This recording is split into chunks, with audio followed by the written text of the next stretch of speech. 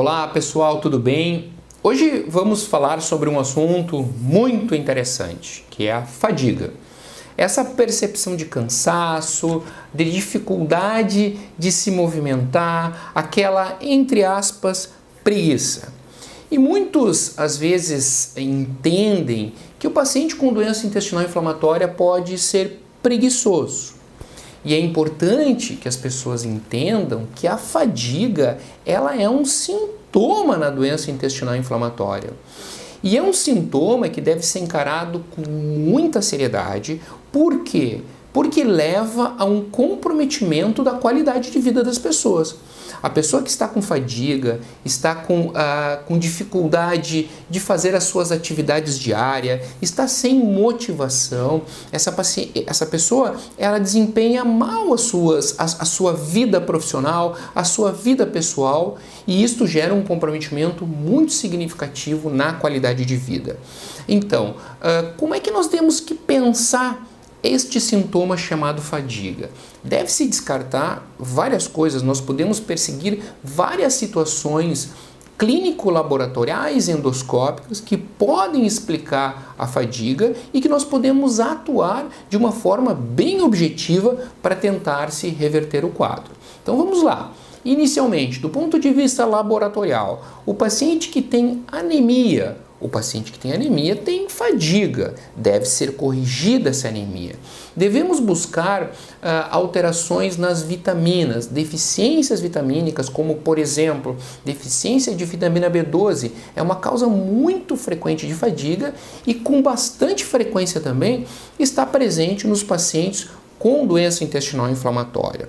Outra situação que é muito frequente como desencadeante de fadiga é a atividade da doença. É o paciente que tem atividade, que a sua doença está com um processo inflamatório que não foi controlado pela medicação e a liberação do que nós chamamos de citocinas inflamatórias, que são substâncias relacionadas à inflamação, geram uma atonia no paciente, há uma diminuição da atividade, esse paciente torna-se tem muito mais dificuldade de desempenhar as suas funções. Então, a atividade da doença intestinal inflamatória é uma causa de fadiga.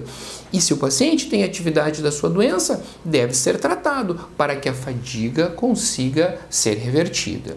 Outra causa de fadiga pode ser muitas vezes o uso crônico de corticoides. Os corticoides determinam fraqueza muscular e isso pode ser uma causa de fadiga também. Nós já frisamos em vários vídeos e é extremamente importante que todos entendam: corticoide não é um medicamento que deve ser usado de forma crônica. Não pode. Corticoide deve ser usado na fase aguda da doença e tão somente. Quanto antes nós tirarmos os corticoides, melhor. Esse paciente deve usar medicamentos que o mantenham em remissão, mas medicamento este que não seja o corticoide. Uma outra situação que pode gerar fadiga é a depressão e a ansiedade. A doença intestinal inflamatória muda muito a vida das pessoas. Imagine as pessoas tendo vários episódios diarreicos por dia. Imagine a pessoa ter doença perianal, com fístulas perianais, com drenagem de secreção constante na região perianal. Imagine a pessoa ter dor abdominal crônica. Todas estas situações geram ansiedade, geram angústia e podem gerar depressão. E a depressão pode gerar fadiga. Por isso, o atendimento multidisciplinar do paciente com doença intestinal inflamatória exige a atuação do clínico, exige o cirurgião, exige o nutricionista para fazer as correções alimentares, exige o psicólogo que atue no acompanhamento desses pacientes para que tenha um bom controle da sua parte emocional. E aí eu falei agora há pouco, na parte nutricional, sim, é uma outra causa de fadiga. O paciente que não se alimenta bem, que está com dificuldade de deglutir muitas vezes, que está sem fome, acaba também tendo fadiga. Por isso, a fadiga deve ser entendida como fazendo parte de uma das manifestações clínicas da doença intestinal inflamatória e deve ser encarada de forma muito séria para que a gente consiga reverter essa situação e trazer mais qualidade de vida para os nossos pacientes. Tá bem, gente? Até a próxima!